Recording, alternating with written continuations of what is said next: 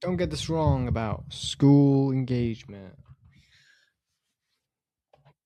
School engagement 101 is basically get your categories right.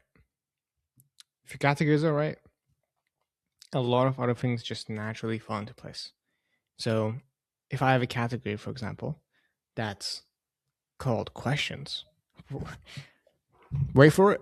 You're going to get a lot of questions in your community. Isn't that crazy? And I feel like a lot of school community owners don't really take the time to actually sit down and think about what they want to wake up to every day.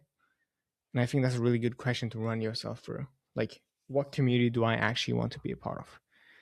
Do I want to wake up and look at wins every day? Well, I think that sounds pretty good. Do I want questions every day? No.